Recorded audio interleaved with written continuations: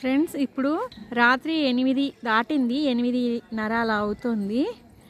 విఘ్నేశ్వరుడు ఇది night vision అనమాట. మేము రూమ్ తీసుకున్నాము, దర్శనం అయిపోయింది, ధూళి దర్శనం చేసేసుకున్నాము.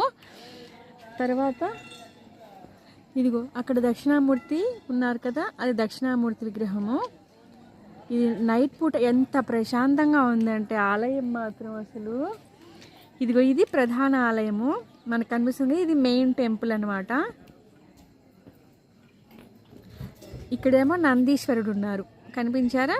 ఈయన నందీశ్వరుడు, ఆయనేమో ఈశ్వరుడు అనమాట, త్రికోటేశ్వరుడు.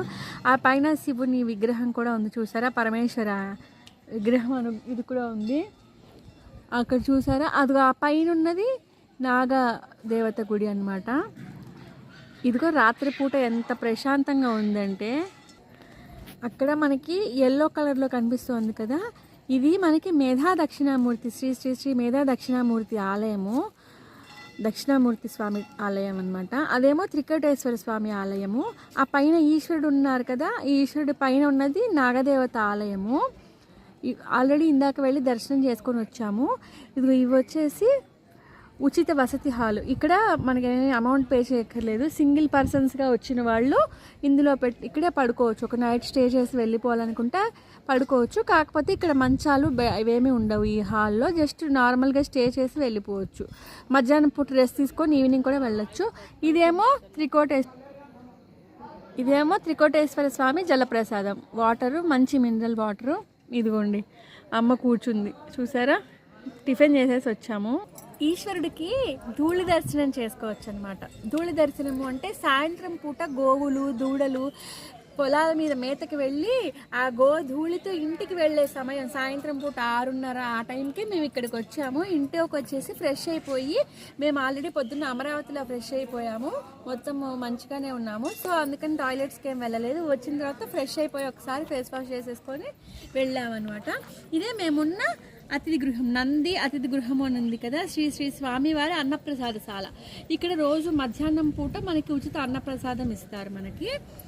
దీని వెనకాల టీటీడీ వారి అతిథి గృహం ఉంది.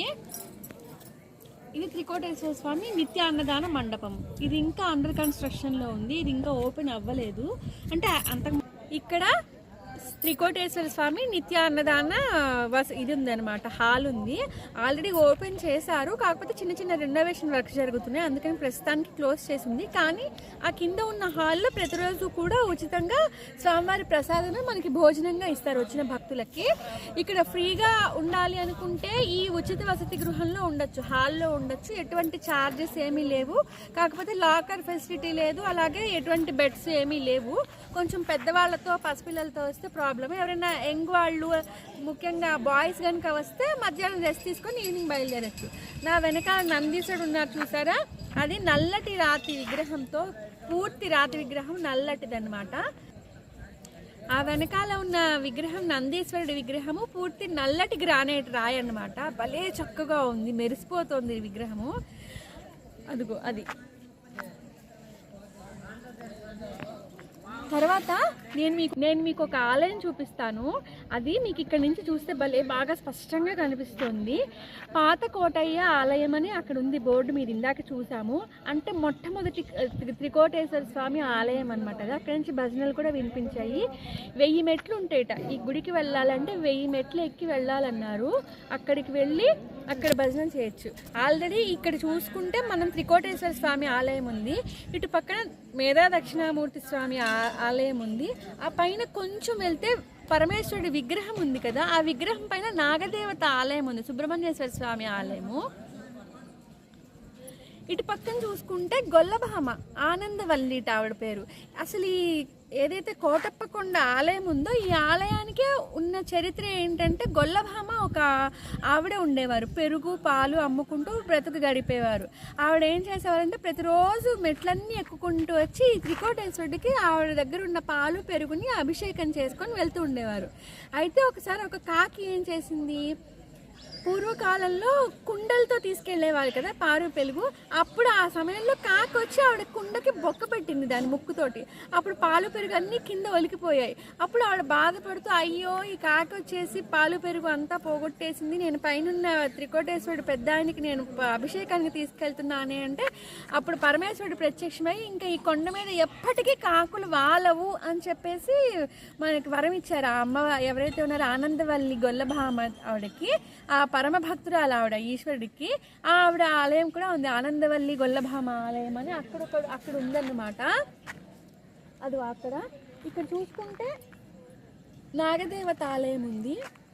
ఆ పైన పాత కోటయ్య ఆలయం అని ఉంది, అంటే పాత త్రికోటేశ్వర స్వామి ఆలయం అన్నమాట. మనకి శబరిమలలో మకర సంక్రాంతి రోజున, మకర సంక్రమణం రోజున మనకి జ్యోతి వెలుగుతుంది కదా, అయ్యప్ప జ్యోతి శబరిమలలో. అలానే సేమ్ ఇక్కడి నుంచి చూస్తే, మేమున్న ఆలయం ఏదైతే ఉందో ఇక్కడి నుంచి చూస్తే, ఈ ప్రాంగణం నుంచి చూస్తే అదొక 4-5 కిలోమీటర్ల దూరంలో కనిపిస్తుంది. చక్కటి ఒక జ్యోతిలా వెలుగుతుంది అక్కడ ఉన్న లైటు. భలే చక్కగా ఉంది అసలు. వచ్చినప్పటి నుంచి నాకు అదే బాగా కనిపిస్తుంది. చాలా బాగుంది. నేను జూమ్ చేశాను చూడండి, కొంచెం బ్లర్గా ఉంది కానీ భలేగా ఉంది.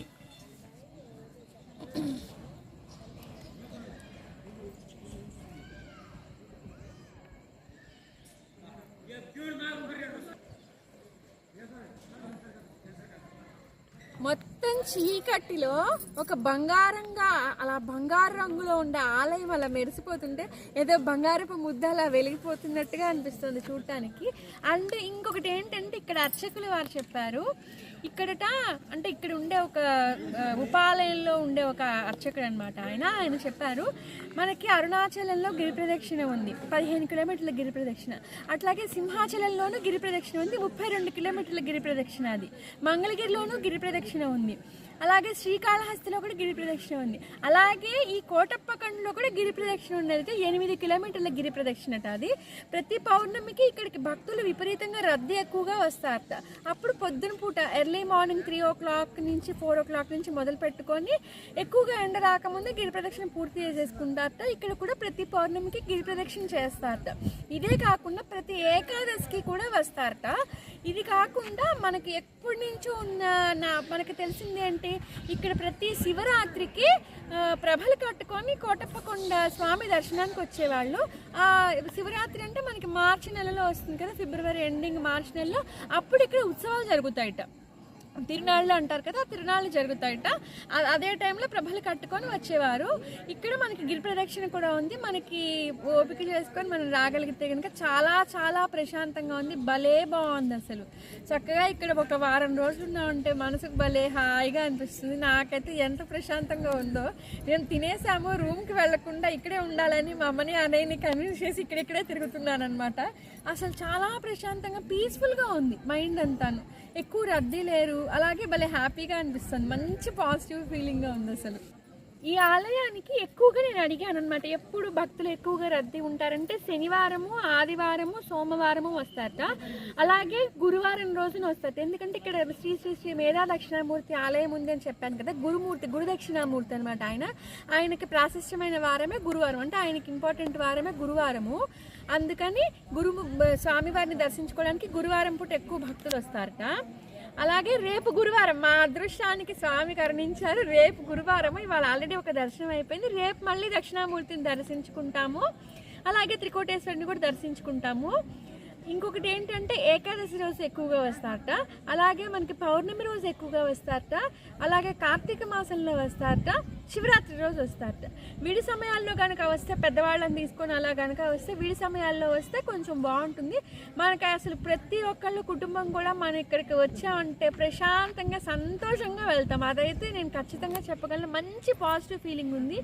అలాగే ఇంకోటి ఏంటంటే ఎక్కువగా తాకిడి ఒత్తిడి ఉండి ఇబ్బందికరంగా అయితే అస్సలు లేదు. చాలా బాగుంది అసలు, చాలా ప్రశాంతంగా ఉంది. అండ్ ముఖ్యంగా మనకి సాఫ్ట్వేర్ జాబులు చేసుకుంటూ మొత్తం స్ట్రెస్ఫుల్గా లైఫ్ ఫీల్ అయ్యే వాళ్ళకి ఇక్కడికి కనుక వచ్చి వెళ్తే ఇక్కడ ఉన్న అట్మాస్ఫియర్ కానీ నేచర్ వైజ్గా కానీ మంచి లొకేషన్, చుట్టూరా కొండలు చెట్లు, ఇక్కడంతా కొంచెం కూల్ క్లైమేట్ ఉంది. అలాగే ఇక్కడ అంతా చూస్తే ఇక్కడ మొత్తం చూడండి ఎంత పీస్ఫుల్గా ఉందో, భలే ఉంది. అండ్ ఇంకొకటి తెలుసా, ఇక్కడ ఫుల్ కోతులు ఉన్నాయి. చిన్న చిన్న కోతుల నుంచి పెద్ద కోతుల వరకు వానరాలు. అసలు వాటి చేష్టలు చూస్తే మామూలు నవ్వు రావట్లేదు నాకైతే ఫుల్ హ్యాపీ. వాటితో ఫుల్ టైం పాస్ అయిపోతుంది. చిన్నపిల్లలు కనుక వచ్చారంటే అవి అసలు ఏమి హామ్ చేయట్లేదు, పక్క నుంచి వెళ్తున్నాయి కానీ ఏమనట్లా. పిల్లలంటే పిల్లల్ని తెస్తే సేఫేనా కాదా అని అనుకుంటారు కదా పేరెంట్స్, అలా ఏం లేదు. చాలా మంచి ఫ్రెండ్లీగా ఉన్నాయి. కాకపోతే కవర్లు మాత్రం బతకని ఎట్లా లాక్కుపోతున్నాయి. కవర్లు ఆల్రెడీ నా కవర్ కూడా లాక్కుపోయింది. హ్యాండ్ బ్యాగ్స్లో పెట్టుకుంటే ఓకే, కాకపోతే స్లింగ్ బ్యాగ్ లాగా ఉంటే బాగుంటుంది. కానీ మిగిలిందంతా అసలు కోతులుగా పిల్లల్ని ఏం చేయట్లేదు, చాలా బాగా ఆడుకుంటున్నాయి. మనం ఏమన్నా ఫుడ్ పెడితే చక్కగా వచ్చి తీసుకుంటున్నాయి. భలే హ్యాపీగా అనిపిస్తుంది. అలాగే ఇక్కడ లడ్డు అరిసా ఇస్తారట ప్రసాదం కింద, అది రేపు తీసుకుందాం, ఇవాళ టైం అయిపోయింది. అండ్ ఇంపార్టెంట్ ఏంటంటే ఒక్క రోజులో దర్శనం చేసుకొని వెళ్ళిపోవాలంటే మార్నింగ్ 6 o'clock నుంచి మధ్యాహ్నం 1 o'clock వరకు ఉంటుంది. మళ్ళీ సాయంత్రం 5 నుంచి ఈవినింగ్ 8 వరకే ఉంటుంది దర్శనం వచ్చేసి. మొత్తం అంతా 8 కామ్ అయిపోయింది, ఒక్క రద్దీ లేరు. మొత్తం అర్చకులు కూడా ఇంటికి వెళ్ళిపోయారు. ఇప్పుడు మహా అయితే 8:45 అవుతుంది.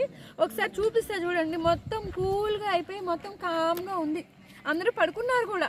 మనకైతే సిటీలో అయితే మనం 10 అయినా పడుకోం, 11 అయినా పడుకోం. ఇక్కడ 8ంటికి అందరూ పడుకున్నారు. కానీ ఒక్కసారి కనుక ఖచ్చితంగా ఫ్యామిలీతో రావాల్సిన ప్రదేశం ఇదైతే. ఐ పర్సనల్లీ ఫీల్, నాకైతే అదే అనిపిస్తుంది. మనం ప్రతి ఒక్కళ్ళము ఒక్కసారైనా లైఫ్లో ఫ్యామిలీతో ఇక్కడికి రావాలని నాకైతే ప్రతిసారి రావాలనిపిస్తుంది. అంత బాగుంది. చూసారా లొకేషన్? అదిగో చూసారా, మొత్తం లొకేషన్ వైజ్ అందరూ పడుకున్నారు. వీళ్ళు ఏంటంటే సాధువులు, వాళ్ళు అలా పడుకున్నారు. ఏంటంటే సాధువులు వాళ్ళు.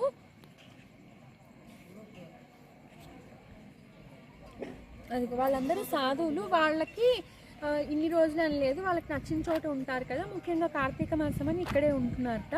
వాళ్ళకి ఉచిత వసతి ఉంటుంది, హాల్స్లో పడుకుంటారు, మధ్యాహ్నం పూట భోజనం చేస్తారు, సాయంత్రం పూట హోటల్లో తినేస్తారు, లేదంటే ప్రసాదం తింటారు, అంతే. వాళ్ళు అక్కడే పడుకుంటారు. ఇక్కడ మనకి స్నానపు గదులు ఉన్నాయి. సాధువులు అలా స్నానం చేయాలంటే స్నానపు గదులు ఉన్నాయి.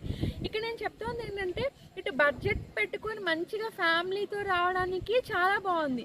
బడ్జెట్ లేకుండా యంగ్స్టర్స్ వచ్చి చూడడానికి చాలా బాగుంది. వితౌట్ బడ్జెట్ కూడా వచ్చి ఇక్కడికి లో బడ్జెట్, వెరీ లో బడ్జెట్లో కూడా వచ్చి దర్శనం చేసుకొని వెళ్ళొచ్చు. అండ్ ఇక్కడ లొకేషన్ కూడా ఆసమ్ ఉంది, నిజంగా చాలా బాగుంది అండ్ పీస్ఫుల్గా ఉంది. ఇది నైట్ బ్లాగ్ అనమాట. నేను ఇక్కడ నైట్ విజన్ చూపించడానికి నేను నైట్ షూట్ చేసినా కొంచెం బ్లర్రీగా ఉంది, లైట్ ఎక్కువ లేకపోవడం వల్ల. రేపు మార్నింగ్ దర్శనానికి వెళ్ళేప్పుడు గురువారం చక్కగా త్రికోటేశ్వరుని, దక్షిణామూర్తిని, అలాగే నాగదేవత ఆలయం ఉంది, అక్కడికి వెళ్దాము. ఏమో దేవుడు అనుగ్రహిస్తే కనుక పాతకోట ఆలయం ఏదైతే ఆ పైన ఉంది చూపించాను కదా, ఆ ఆలయానికి కూడా వెళ్ళడానికి ట్రై చేస్తాను. కాకపోతే అది రేపు మార్నింగ్ బ్లాగ్ షూట్ చేస్తాను, సరేనా? అప్పటి వరకు ఓం నమః శివాయ.